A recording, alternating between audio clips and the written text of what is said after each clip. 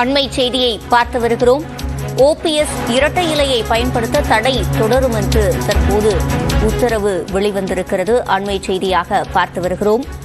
கூடுதல் விவரங்களை செய்தியாளர் மதனிடம் கேட்கலாம். மதன், இந்த உத்தரவின் முழுமையான விவரங்கள்.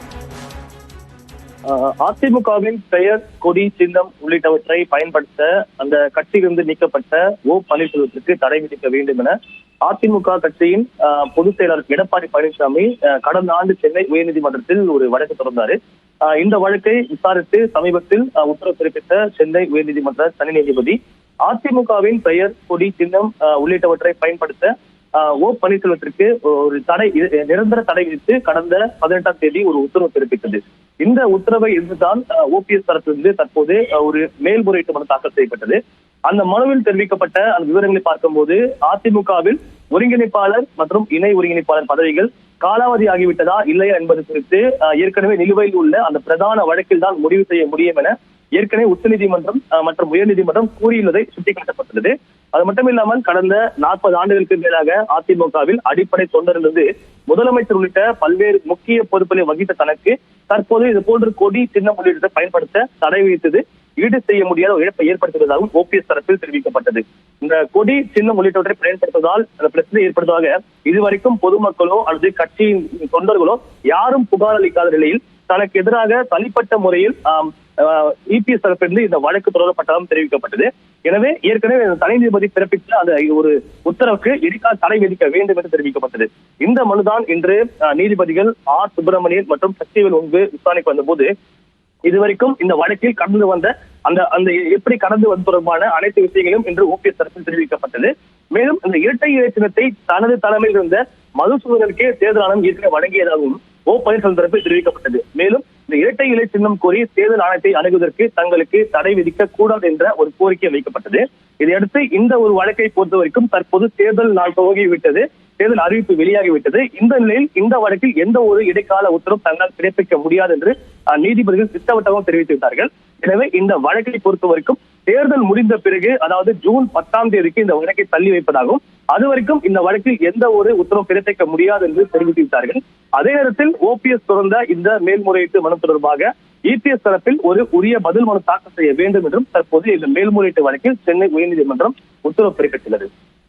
மதன், தற்போதைக்கு எந்த இடைக்கால உத்தரவும் பிறப்பிக்க முடியாது என்று நீதிமன்றம் கூறியிருக்கிறது. இந்நிலையில் இது ஓ பன்னீர்செல்வத்திற்கு ஒரு பின்னடைவாக பார்க்கப்படுமா? கண்டிப்பாக ஏற்கனவே சென்னை உயர்நீதிமன்றம் மற்றும் உச்ச நீதிமன்றத்தில் ஏராளமான வழக்குகள், அதாவது அந்த அதிமுகவுடைய அந்த பொதுக்குழு கூட்டம் அந்த தொடர்பாகவும் அதில் நிறைவேற்றப்பட்ட தீர்மானங்கள் தொடர்பாக ஓபிஎஸ் தரப்பிலிருந்து உயர்நீதிமன்றத்தில் தனி நீதிபதி முன்பு வழக்கு தொடரப்பட்டது. அதன் பிறகு 2 நீதிபதி அமர்வு விசாரணைக்கு இழுக்கப்பட்டது. அதன் பிறகு அந்த வழக்கில் இபிஎஸ் சாதகமாக தீர்ப்பு வரப்பட்டதை அடுத்து அதை எதிர்த்து மீண்டும் உச்சநீதிமன்றத்தில் மேல்முறையீடு செய்யப்பட்டது. இது போன்ற அனைத்து வழக்குகளுமே இதுவரைக்கும் இந்த கட்சி தொடர்பாகவும் இந்த கொடி, சின்னம் உள்ளிட்ட தொடர்பாகவும் தொடரப்பட்ட வழக்குகளில் அனைத்து வழக்குகளுமே தற்போது வரைக்கும் இபிஎஸ்க்கு ஆதரவாக வந்து கொண்டிருக்கிறது. ஏற்கனவே இந்த ஒரு வழக்கை பொறுத்த வரைக்கும் ஏற்கனவே ஓபிஎஸ் அதிமுக கட்சி நீக்கப்பட்டு விட்டார். எனவே அதிமுகவுடைய அந்த பெயர், சின்னம், கொடி உள்ளிட்டரை பயன்படுத்த ஓபிஎஸ்க்கு அதிகாரம் இல்லை என்ற ஒரு உத்தரவை தனி நீதிபதியும் பிறப்பித்து விட்டார். அதன் பிறகு மீண்டும் தற்போது இந்த மேல்முறையீட்டு வழக்கு தொடரப்பட்டு உள்ள நிலையில் தற்போதைய சூழலை பார்க்கும்போது தேர்தலான அந்த தேதி அறிவிக்கப்பட்டு விட்டது. எனவே இந்த நேரத்தில் எந்த ஒரு உத்தரவும் பிறப்பிக்க முடியாது. இந்த சூழலில் இந்த மேல்முறையீட்டு வழக்கில் ஒரு உத்தரவு பிறப்பித்தால் அது மிகப்பெரிய ஒரு குழப்பத்தை ஏற்படுத்தும் என்று நீதிபதிகள் தெரிவித்ததன் காரணமாகவே தற்போது இந்த ஒரு வழக்கை பொறுத்த வரைக்கும் தேர்தல் முடிந்த பிறகுதான் இந்த வழக்கை விரிவாக விசாரணை கற்றுக்கொள்ள முடியும் என்ற ஒரு கருத்து தெரிவித்தார்கள். எனவே இந்த வழக்கு மார்ச் 10ஆம் தேதிக்கு தள்ளி வைக்கப்பட்டாலும் அன்றைய தினம் இறுதி விசாரணை நடத்தப்படும் என்ற ஒரு விஷயத்தை இன்று நீதிபதி தெளிவுபடுத்தினார்கள். இந்த ஒரு சூழலில் இந்த ஒரு மேல்முறையீட்டு வழக்கை பொறுத்த வரைக்கும் இது கூட ஓபிஎஸ்க்கு பாதகமாக தான் அமைந்தது என்று நாம் எடுத்துக்கொள்ளலாம். மதன், இந்த மேல்முறையீட்டு வழக்கை பொறுத்தவரையில் அதிமுக தரப்பிலும் ஓ பன்னீர்செல்வம் தரப்பிலும் தற்போது வரை என்னென்ன கருத்துக்கள் சொல்லப்பட்டு வருகின்றன? இந்த வழக்கை ஏற்கனவே, அதாவது இன்றைய தினம் ஓபிஎஸ் தரப்பில் மட்டுமே இந்த ஒரு கோரிக்கைகள் வைக்கப்பட்டது. முழுமையான வாதங்கள் 2 தரப்பில் எடுத்து வைக்கவில்லை.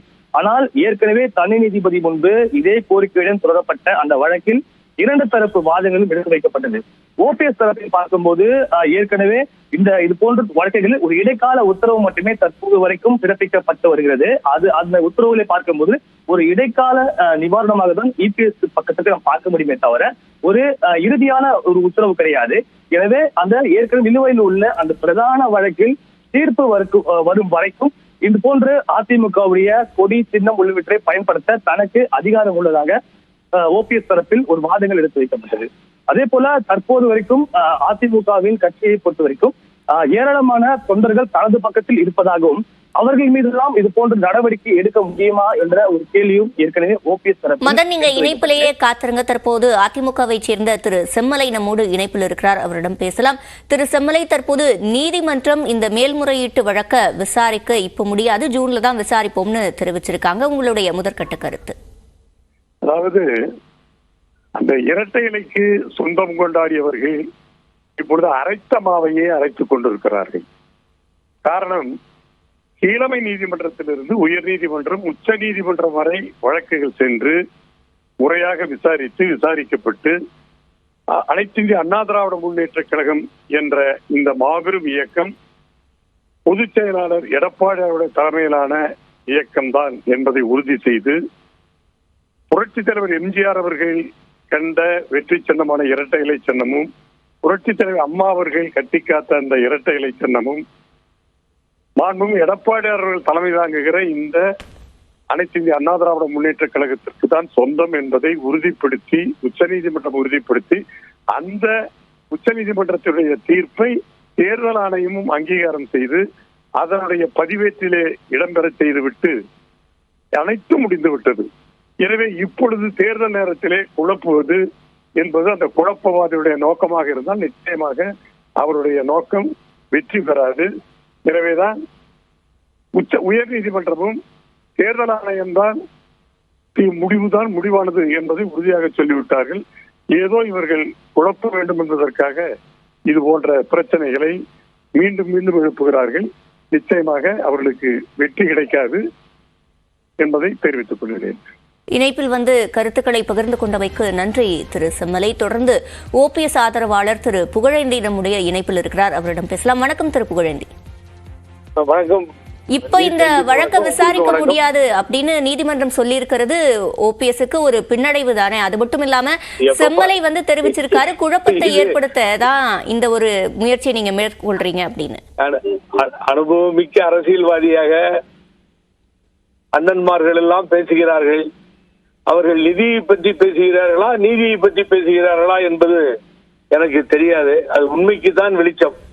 ஆகவே நான் என்ன சொல்றேன், எலெக்ஷன் கமிஷனோட ஜூரிஸ்டிக்ஷனை கையில் எடுத்து ஒரு கோர்ட் எந்த விதத்துல தலையிட முடியாதோ அதையும் சட்டத்தை மீறி தலையிடுதுன்னு சொல்லி தொடர்ந்து பர்டிகுலர் நீதிபதி எகேன்ஸ்டாவே கருத்துக்களை சொல்றாருன்னு சொல்லி நாங்க அப்பீல் போய் சொன்னா அப்பீல்ல அவர் என்ன சொல்றாரு ஓபன் கோர்ட்லன்னு கேட்டீங்கன்னா சொல்ல தயங்குவாங்க. இது எல்லாமே எலெக்ஷன் ஜூரிஸ்டிக்ஷன் தான், போரம் தான், எனக்கு வராதுன்றதை நான் ஒத்துக்கிறேன், அது எலெக்ஷன் கமிஷன் நீங்க சொல்லுங்க அப்படின்னு சொல்லியிருக்காங்க. அதுதான் நாங்க தேர்தல் ஆணையத்தில் சொல்லிக்கிட்டு இருக்கோம். ஆகவே தேர்தல் ஆணையம் இறுதி முடிவெடுக்க வேண்டும். இவர்களாகவே இவர்களை பொதுச் செயலாளர், இவர்களாகவே இவர்களை கட்சி எல்லாம் சொல்லுவதற்கு சில நேரங்களில் அவர்களுக்கு வாய்ப்பாக என்ன சொல்லுவது சில நீதிமன்றங்கள் அமைந்து விடுகிறது. ஆகவே ஒரு இடத்திலாவது நீதி நியாயமாக கிடைக்கும், அது தேர்தல் ஆணையமாக இருக்கும் என்று நம்புகிறேன். பொறுத்திருந்து பார்க்கலாம். 2-3 நாட்கள் நியூஸ் 18க்கு பதிவு பண்ற எல்லாமே வெளியில வந்துடும். ஒன்னும் கவலை இல்லை. 2-3 days தான். இணைப்பில் பதிலளித்தமைக்கு நன்றி திரு புகழேந்தி.